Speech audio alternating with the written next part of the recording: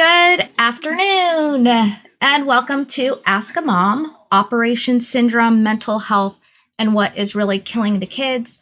We're going to have a discussion about space and technology industry, workers' rights, and the cost of cognitive warfare. Yesterday was our first conversation, and it was I thought it went really well. So I'm excited to continue down the road. Today's topic is really going to be moving into operator syndrome and understanding what it is. And all of these slides and whatnot will be available, and I can send them to people so you can actually read them. Because I think it shows up a little small on the screen. Maybe I'll do that a little bit. So, what is operator syndrome?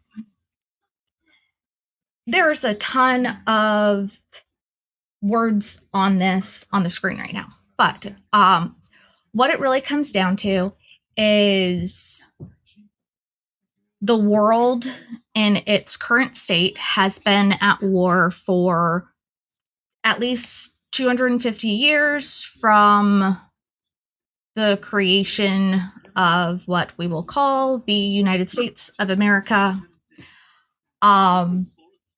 We are celebrating our 250th birthday this year. And with that, there's a ton of trauma that the country has caused, humans have caused on each other. But all of these extremely high stress, high performance situations over time has created this constant need to be what we call an operator, operating in the world. And operator syndrome was first discussed as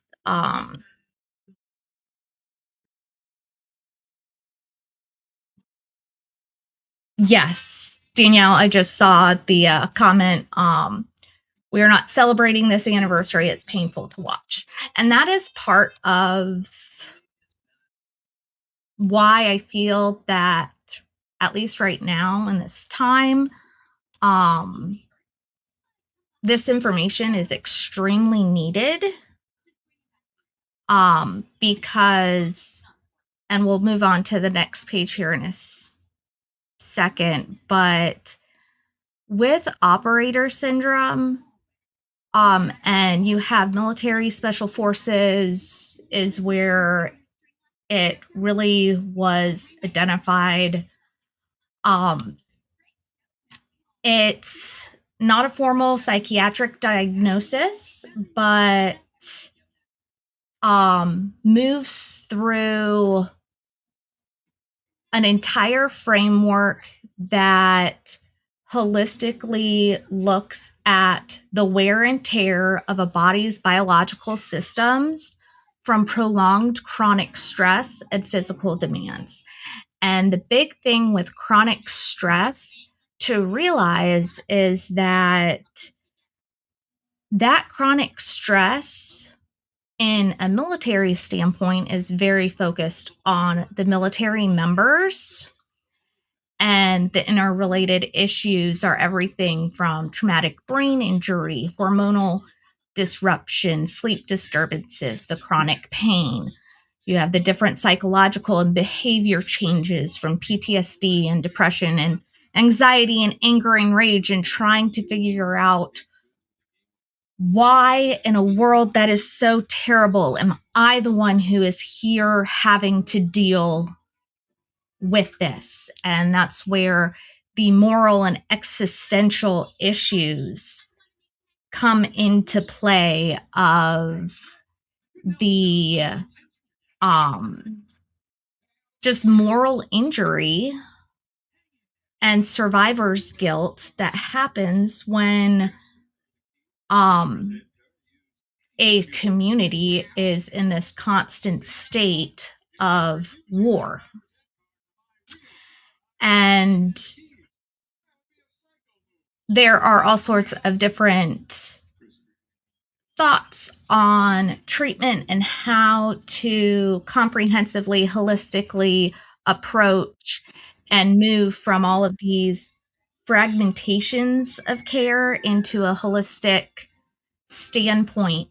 But what it comes down to is that until individuals are able to recognize the stress for what it is and be able to work through the various traumas that have occurred in order to heal and heal properly, we're never going to get better. And that's where I'm going to move to the next slide, is the effects on family. With operator syndrome, those in your immediate circle are going to be the ones who are most affected by the different symptoms of operator syndrome. And it goes through the emotional detachment, communication difficulties, understanding, and this is talking from a place of experience, that you have to realize when an individual is experiencing momentary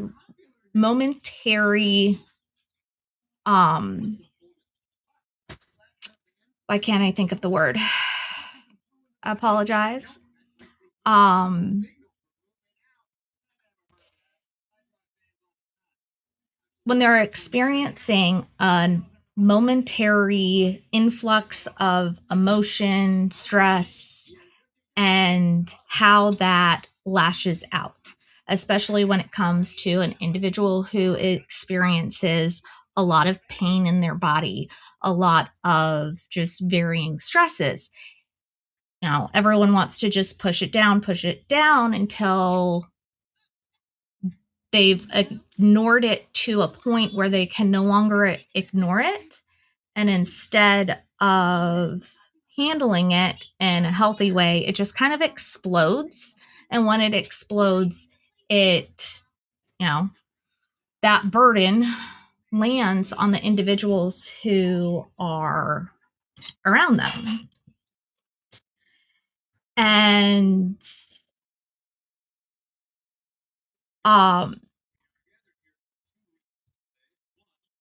with the different challenges of moving from a military mindset into a civilian world, there's also the element of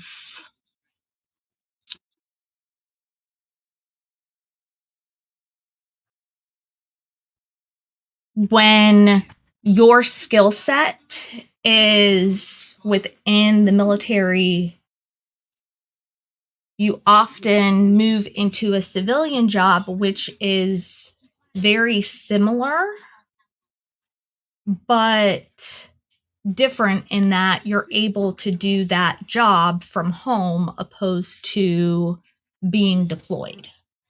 And understanding how the various traumas of constantly having to move from location to location and the different stresses that has on a family, being able to cognitively remember and remember accurately different situations that have happened and occurred. And on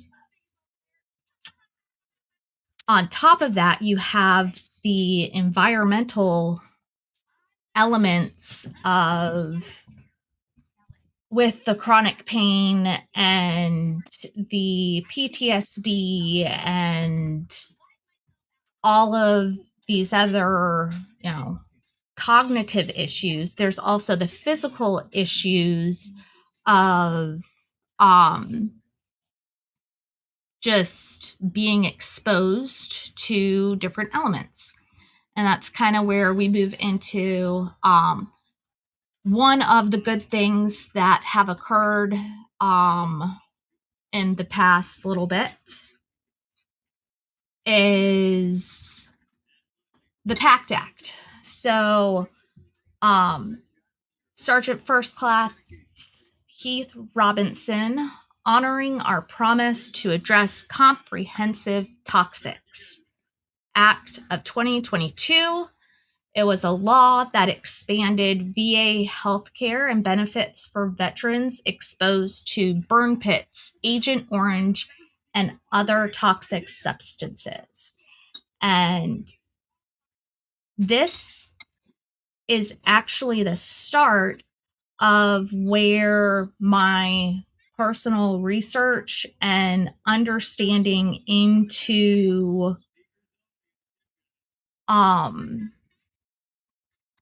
the illnesses that are connected to military services, because my husband, who I will talk about a lot and will join us in time, he has provided me his consent to use his story and his example. And my husband is a twice cancer survivor. The first cancer he had was testicular cancer. We found that out in July of 2010. And that will be a whole episode in and of itself of just that story and everything that went on to that. But his second was specifically in regards to this enacted law. And this came out in 2022. My husband and I began the process of doing our screening through the VA. If anyone who is listening to this later on, if you are a veteran and you are not integrated into the VA system, send me a message and I will help you. It is not perfect. It is socialized medicine. But there are a million different ways of getting help in a manner that is going to actually help you and do so to protect your privacy and maintain your needs, whether that's through telehealth or actually getting into a facility to have different tests done, as well as the community care network that the VA works with. But we went through the process and had discovered that my husband had lung cancer. He's never smoked a day in his life. However, he did 2 deployments to Iraq and was walking past burn pits on a daily basis. And thankfully, through the,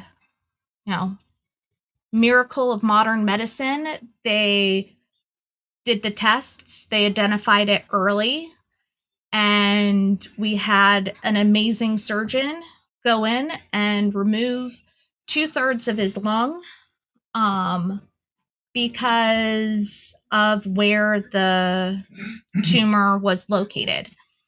And they were able to remove it all. He is healthy and healing. And that's the thing, is that especially with traumas, healing doesn't happen overnight, and they take a million different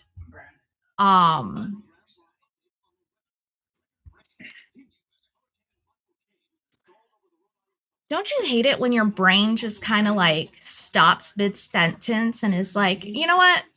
We're not talking about that anymore. We're going to move on to something else. My brain does that all the time. And that's part of the fun and joys of ADHD conversation and following storylines, is you have to learn how to jump around. And all of that to go back to today, he is doing well, and we actually ran a mile today. And I am so proud of him, and just everything that he's done over, not just past this hurdle of healing, but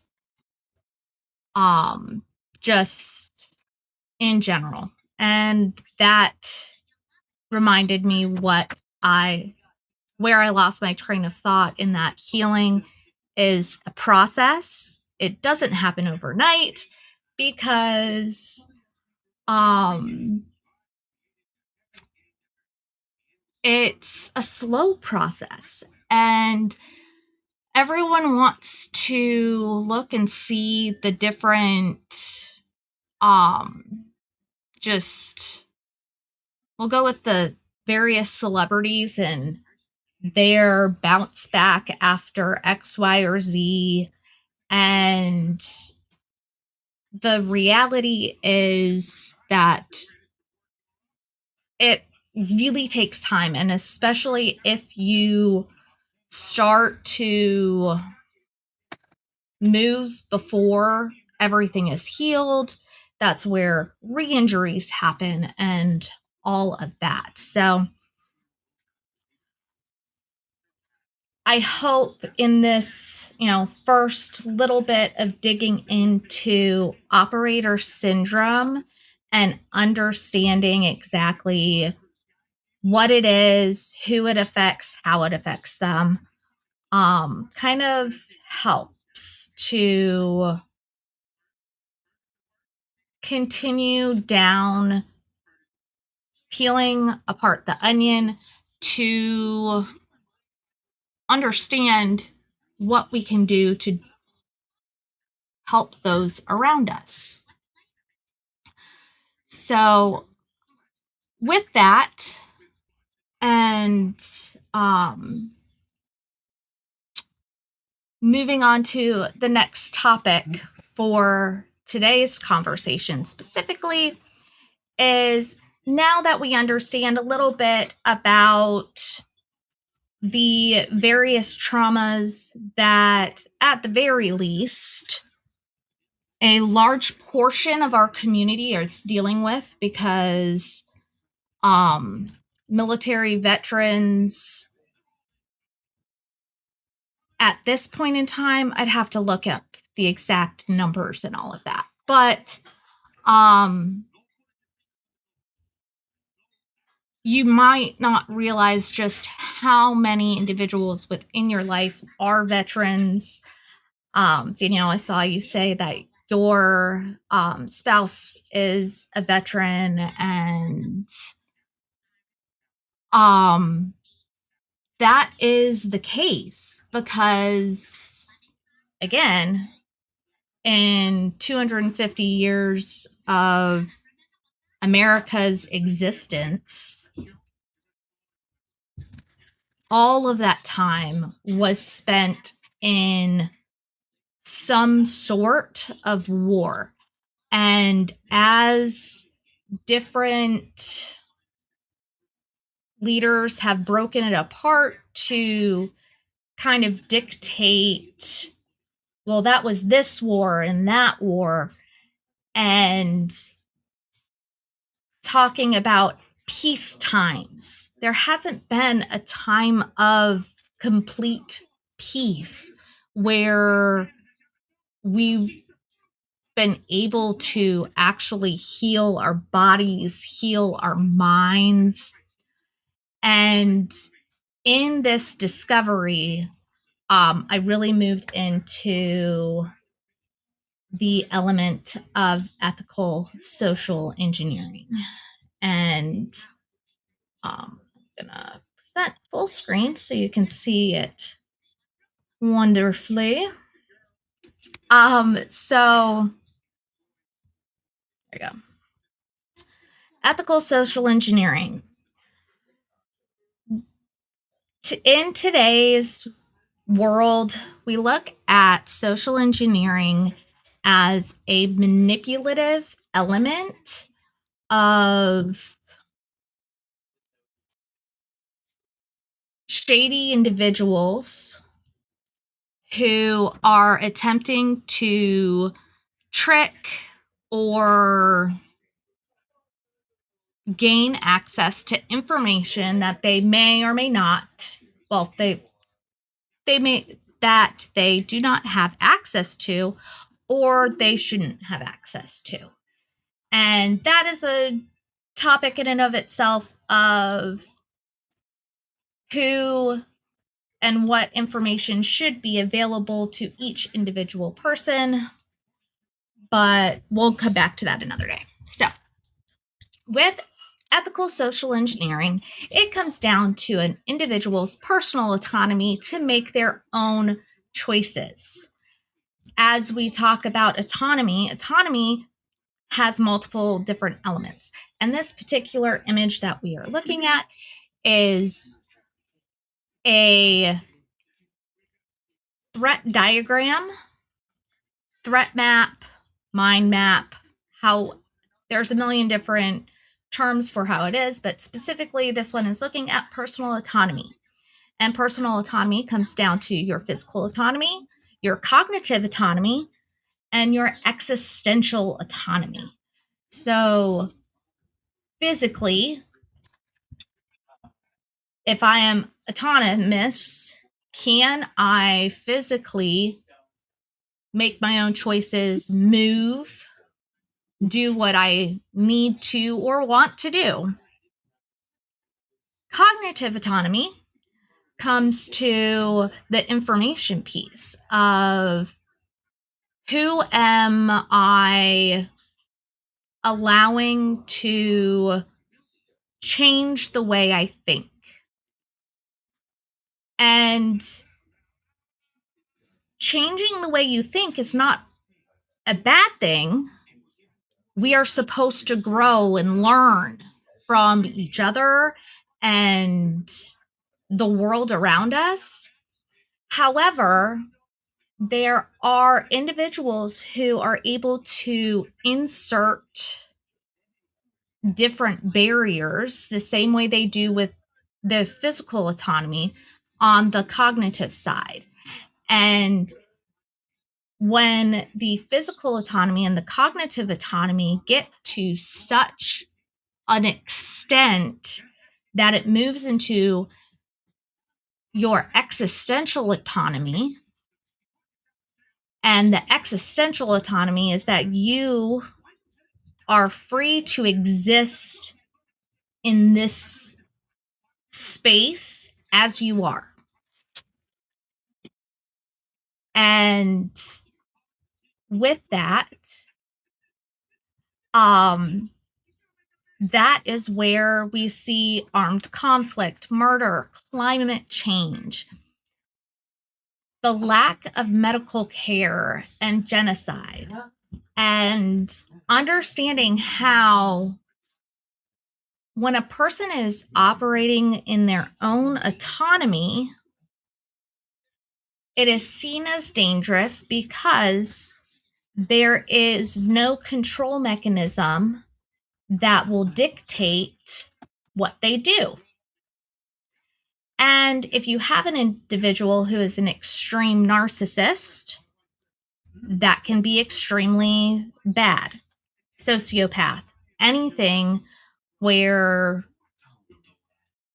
they are autonomous in their thinking, their thought processes. However, those processes are now eliminating other individuals' personal autonomy. When an individual's personal autonomy is being manipulated, that is when they are at risk. And the best example of this for me to talk through is human trafficking and the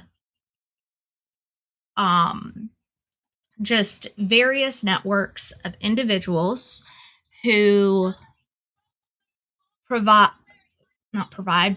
look at food, medical, just care, basic human care as like the piece that gives them authority over another individual. So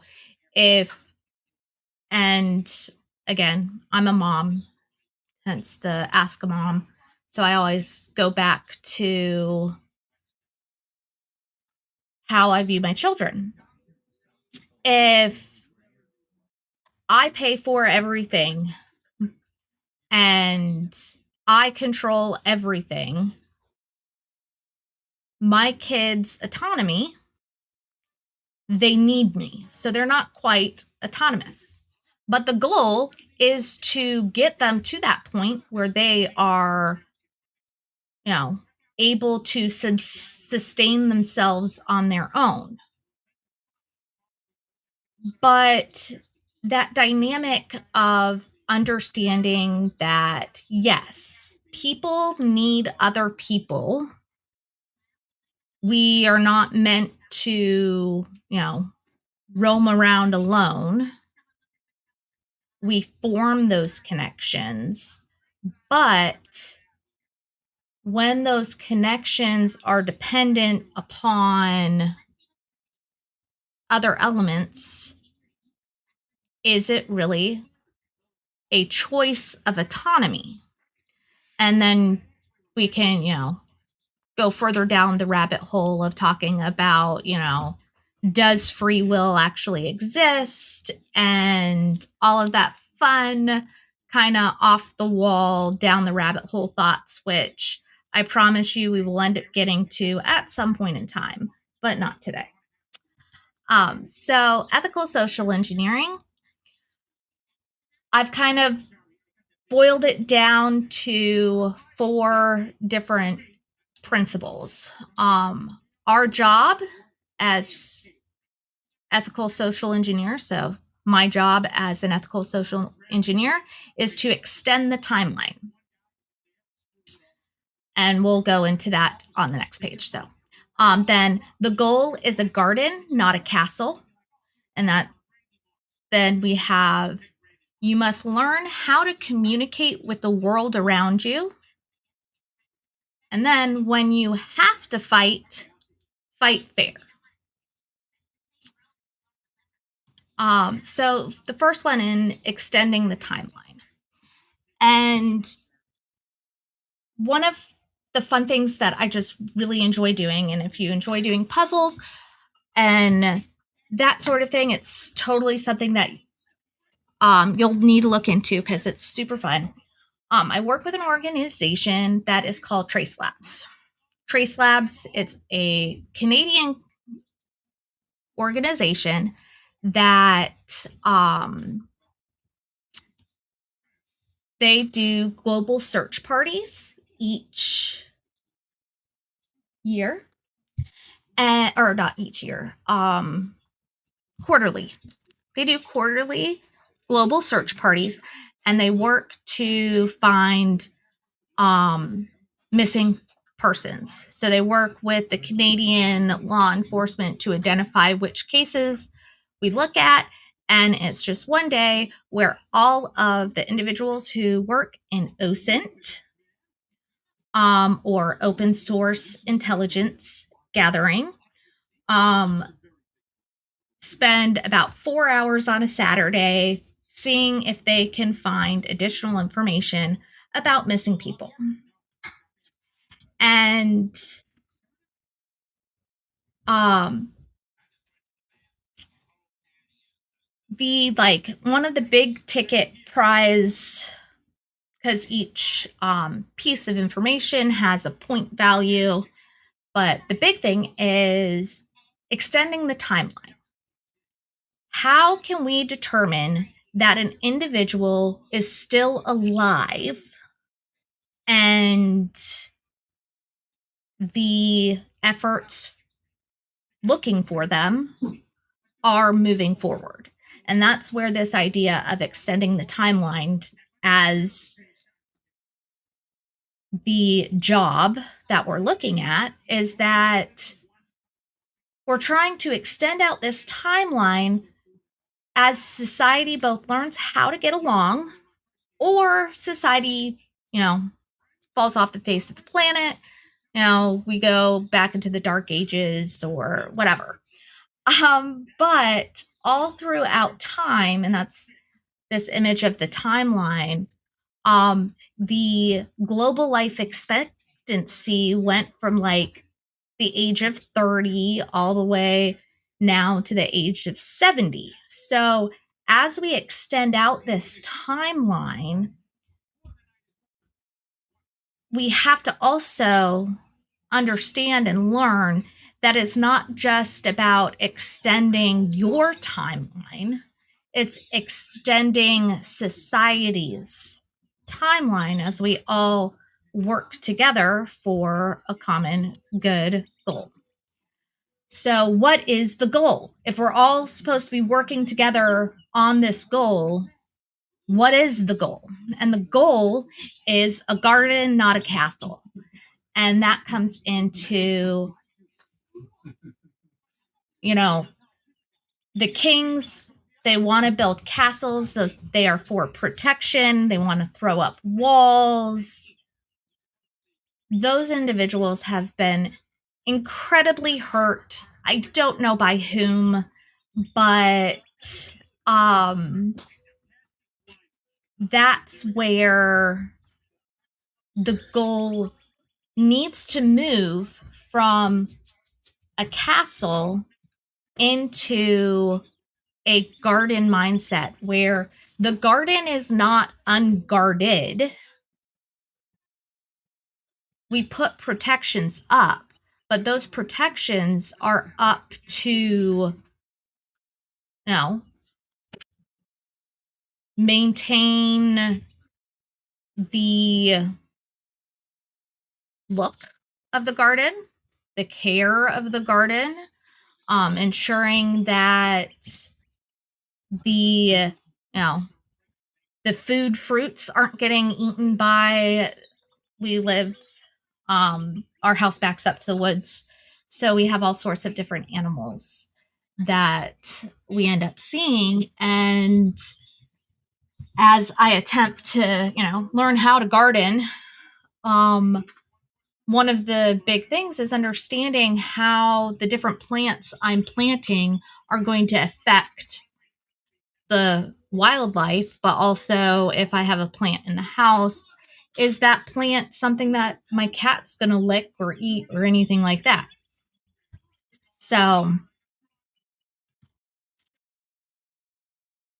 that comes on to our third principle. Communication starts with the willingness to learn another language, make yourself vulnerable, and in that you might end up getting in a fight. Learning how to communicate with the world around you is terrifying for a lot of people. And I don't know why, but that's one thing that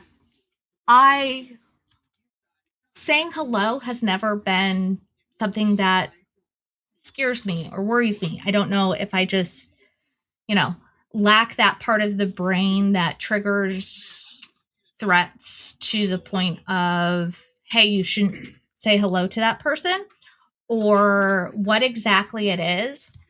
But that is like one of the biggest points or things that make me me is that my willingness to be misunderstood goes so far beyond my willingness to like close myself off to the world. And that's not everyone.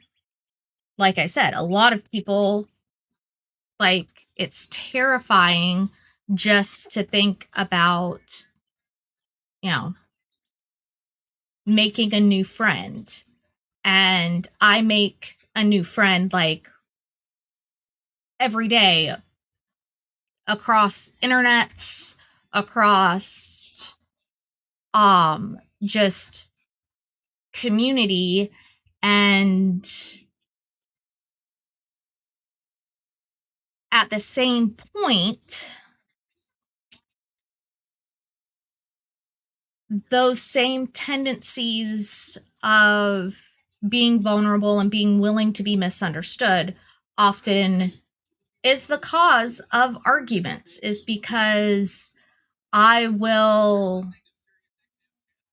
communicate something in a manner that doesn't quite make sense to the other individual. They understand it a different way or take offense, and now we're in a battle of who is right and trying to really navigate that space is where conflict at global levels ends up happening. But if we don't learn how to have those hard conversations, so we can communicate for understanding with the person who sits next to us every day, there's no way we're going to be able to do that same thing with someone who lives on the other side of the world or speaks a completely different language than we do. And that's where you have to learn how to fight fair. And fighting fair is a lot of knowing who's on your team, knowing who the enemy is or where the enemy is. What are you willing to lose? And this is also an element of knowing when to stand your ground and when to just agree to disagree. And there are different points in time and different ideas and different individuals. I don't have to, and I know a lot of people will, go off on this particular thing. You do not have to agree with everything to get along with someone. However, there are some things you have to agree on. And at least in our house, those things that we, our hive, those things that we say, hey, here's the line. That is where this learning how to fight fair is that when you're fighting with someone who is on your team, you have to realize that we're on the same team. So is this disagreement so so dire? Is this the hill you want to die on, essentially? Are you willing to work that out until you come to an understanding? Or are you having to part ways and decide that being on the same team is not possible in that situation? And to say that those situations don't exist would be a lie, because, and this, comes down to you know what, we're just going to go full force into this. It's going to be fun. So, the maggot cult that is currently in the United States has ideologies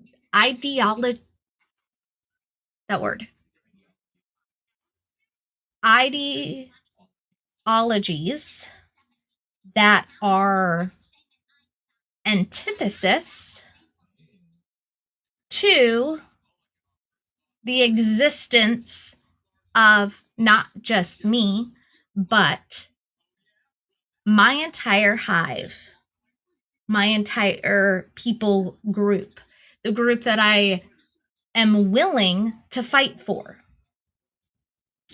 So that's where what are you willing to lose? I am not going to lose my hive. So if your ideologies are antithesis to what I say, or what my hive has decided,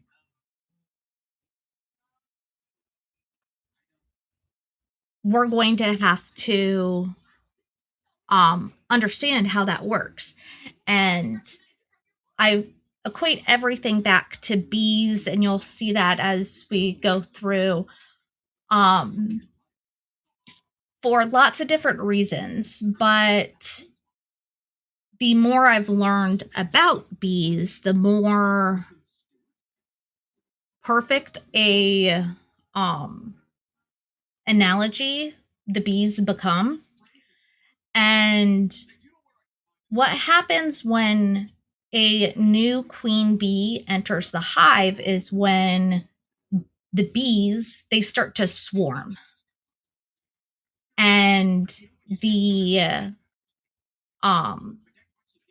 new bee, or the new queen, stays in the hive with half of, the bees, and the old queen leaves the hive to establish or find a new hive with the other group of bees. And it all comes down to like the number of bees in the hive and the different life cycles of bees, and all of that to say, if you feel the swarming within your hive, sometimes that comes down to, all right, let's sit down and have these discussions. Where do we stand on these? And as I said, I'm just going to go full force into this.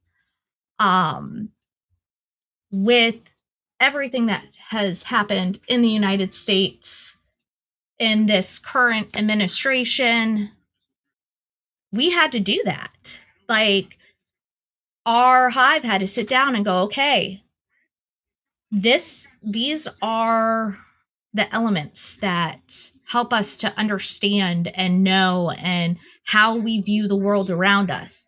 And if there are, extending out towards family, friends, acquaintances, if there are, different from what we as a whole agree,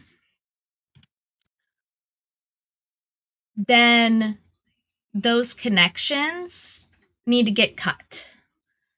And understanding every time throughout life, because all of these cycles of life have happened over and over and over again.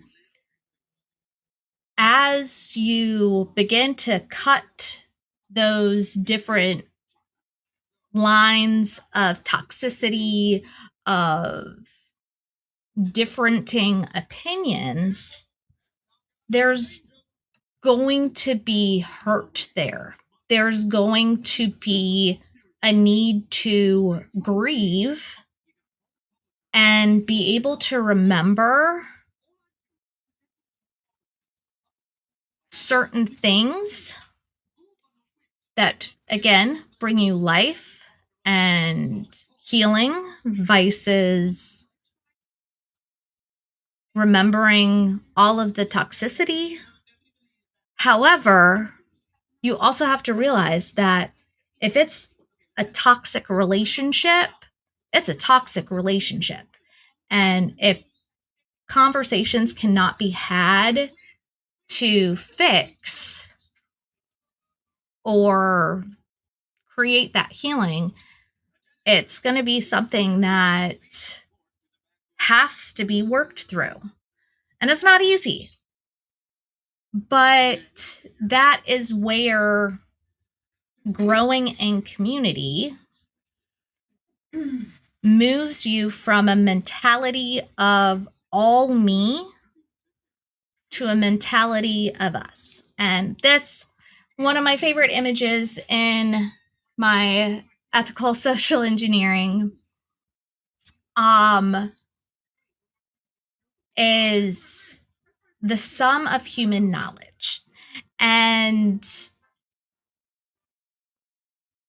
there are so many different conspiracy theories and just dark spaces of the internet that will lead you towards certain conclusions, because that's what the internet was more or less built to do, is to be able to share different ideas. However, you also have to understand that you have to learn how to critically think through those ideas that are being shared.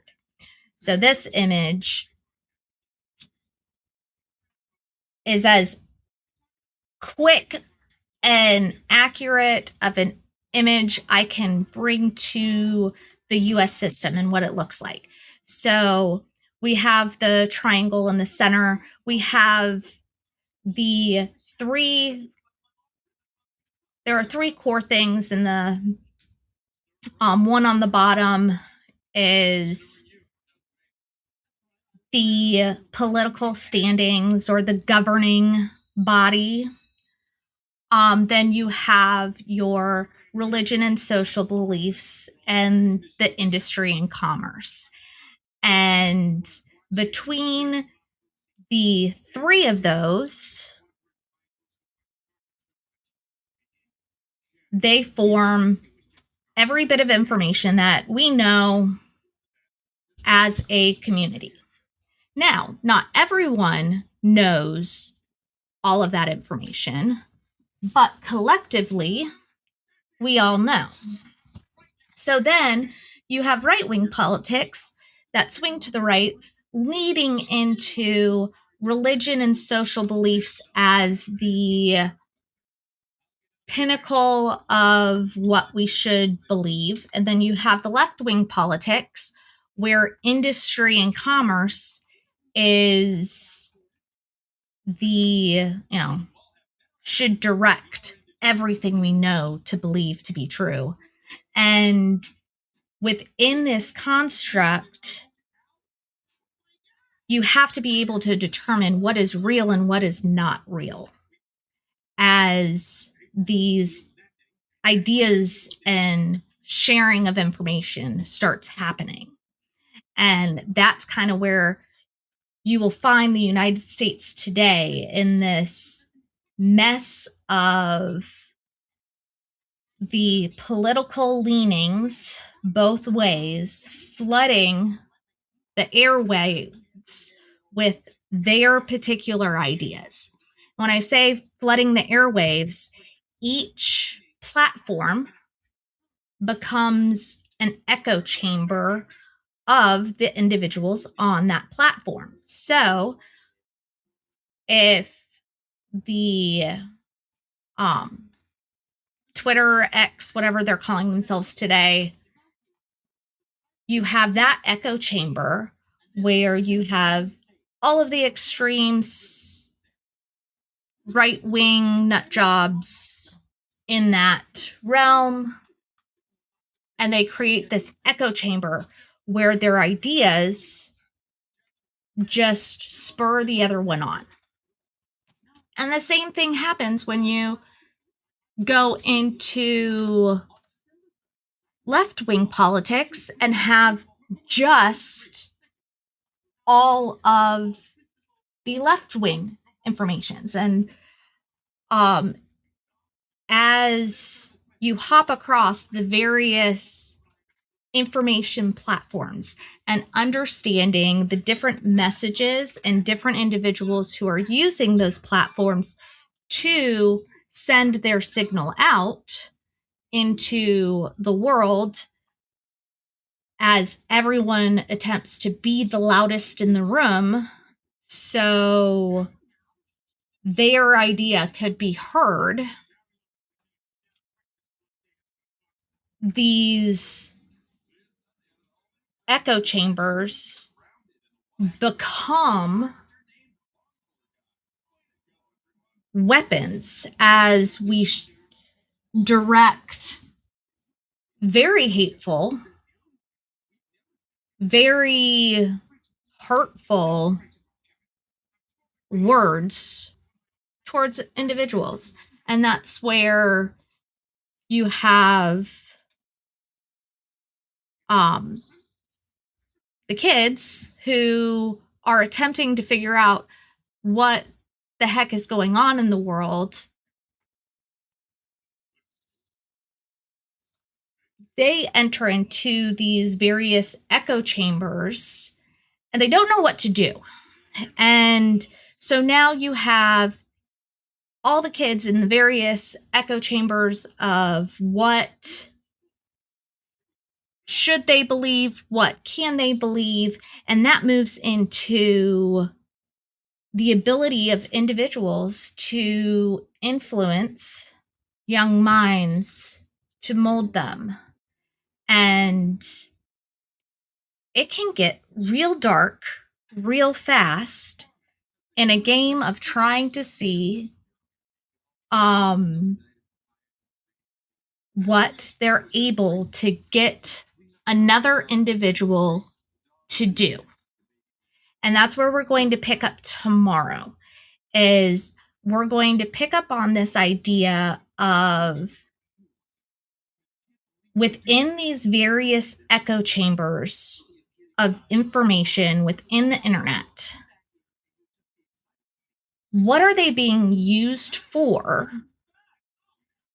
And how are they being used to either manipulate individuals, whether those individuals are the brand new 13-year-old individual who,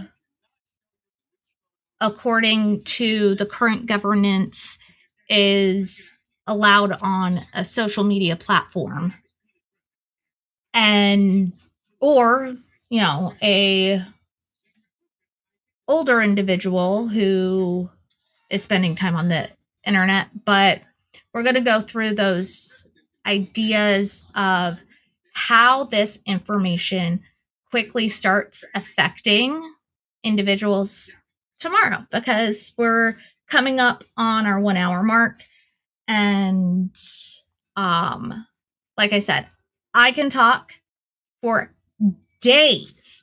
And that is kind of what I'm decided I'm going to do, is spending an hour just continuing to talk about the things that I have spent way too much time and brain power talking through and looking at, and asking questions and seeing if anyone else understands or sees it differently, in an attempt to bring hope that, yes, there is a better way. There's ways to have a future that is kind and inclusive, and we're not going to have to live in fear of like what the next second is going to bring, because our bodies and our minds are just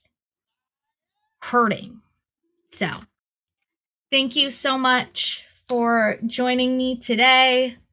We will continue again tomorrow. And as usual, I hope you all enjoyed the conversation, and that you'll join me again tomorrow.